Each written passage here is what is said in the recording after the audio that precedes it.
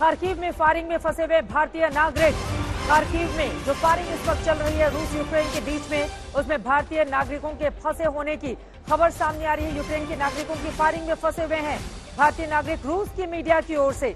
हालांकि रूस की मीडिया की ओर से ये दावा किया जा रहा है कि वहां पर भारतीय नागरिक फंसे हुए हैं। खार्किव में फायरिंग में फंसे हुए भारतीय नागरिक। इन सब के बीच आपको ये भी बताते चले कि अलग अलग हिस्सों से जो बॉर्डर एरिया है वहां से रेस्क्यू करके हिंदुस्तान जो मेडिकल छात्र वहां पर पढ़ाई कर रहे थे उनको लाने की कोशिशें भी लगातार भारत सरकार की ओर से की जा रही है। इन सब के बीच ये बड़ी खबर, खार्किव में फायरिंग में भारतीय नागरिकों के फंसे होने की जानकारी सामने आ रही है। वहीं आपको ये भी बताते चले, नवा दिन है आज जंग का। जंग जारी है। रूसी सेना ने एक न्यूक्लियर प्लांट पर यूक्रेन के कब्जा कर लिया है। उसके पहले गोलीबारी की जिसमें प्लांट में आग लग गई। रूस के सैनिकों ने प्लांट की एडमिन और कंट्रोल बिल्डिंग पर कब्जा कर लिया है।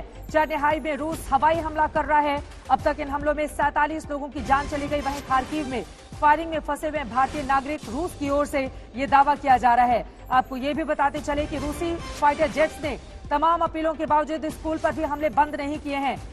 लगातार रूसी फाइटर जेट्स ने एक मिडिल स्कूल पर हमला किया है। झाटोमिर से यह खबर सामने आ रही है जहां पर स्कूल की बिल्डिंग तबाह हो गई है। हालांकि स्कूल बंद है इस वक्त युद्ध के हालात के मद्देनजर, लेकिन बिल्डिंगें जिस तरह से लगातार तबाह होती हुई चली जा रही हैं। और ये तस्वीर आपको देखिए, रूस किस तरह से बड़े बड़े टैंक अपने गोलों के साथ पहुंचता हुआ कीव जो राजधानी है उसके सीधे नजदीक। और इसी सवाल के साथ मेजर जनरल सुधाकर जी आपके पास आते हुए, कीव पर कब्जा होते ही क्या यूक्रेन हार जाएगा? और अगर ये स्थिति बनती है तो फिर आगे क्या होगा? चित्रा, सबसे पहले मैं आज तक से मैं बहुत आभार हूं और आपको धन्यवाद देता हूं मेरे को इनवाइट करने के लिए। Thank you sir. और इसी के साथ आपका सवाल जो आप पूछ रहे हैं, थोड़ी देर पहले मैं दूरदर्शन चैनल इंडिया में था, यही सवाल वहां पे भी पूछा गया। मैं अगर आप अनुमति देंगे, मैं अपने तरफ से अपने नजरिया पेश करना चाह रहा हूं। बिल्कुल सर। ये जो आप कह रहे हैं कीव हमला या कैप्चर होने के बाद क्या लड़ाई समाप्त हो जाएगी, इसका उत्तर के लिए मैं दो तीन चीजें बताना चाहता हूं। ऑब्जेक्टिव जो है क्रेमलिन का ऑब्जेक्टिव या पुतिन साहब का जो ऑब्जेक्टिव है, जैसे जनरल सिन्हा साहब और जनरल दयाल साहब ने काफी विस्तार में उन्होंने बोल चुके हैं और एयर मार्शल साहब भी काफी हद तक कवर किए हैं। इनका मेन मुद्दा है कि टू डीमिलिटराइज यूक्रेन, नंबर एक।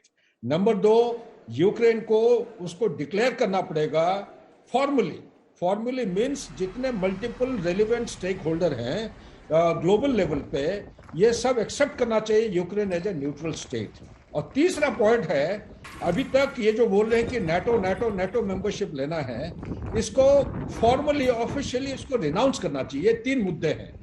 दूसरा चीज जो हमारे चैनल्स में बातचीत नहीं हो रही है वो मैं सबके सामने पेश करना चाहता हूं। मैं पूरा यकीन के साथ कह सकता हूं ये एक ऐसा पहलू है, इसका भी बियरिंग रहेगा। जब हम फर्स्ट और सेकेंड वर्ल्ड वॉर की तरफ ध्यान लेते हैं, जब स्टडी करते हैं, तो देखा गया है कि कैंपेनिंग सीजन जो है तकरीबन ये मैच कर रहा है। अभी फरवरी लास्ट वीक से लेके लास्ट वीक ऑफ मार्च या फर्स्ट वीक ऑफ अप्रैल तक रहा है। अप्रैल फर्स्ट वीक होते ही इस इलाका में मौसम बदल जाता है, मिट्टी जो है दलदल हो जाता है, जो जिसके वजह से मैकेनाइज्ड कॉलम्स का जो मोबिलिटी, क्रॉस कंट्री मोबिलिटी पूरा रिस्ट्रिक्टेड हो जाता है। तो मेरे अंदाज से ये जो एक विंडो है, इसको मद्देनजर रख के पुतिन साहब अपना कैंपेन बड़ा अच्छा प्लान कर रखे, जबरदस्त, काफी गहराई में जाके उन्होंने बड़ा फर्स्ट क्लास एक मिलिट्री कैंपेनर की तरह प्लान किए हैं। तो इस चीज के ऊपर हमें ध्यान रखना चाहिए।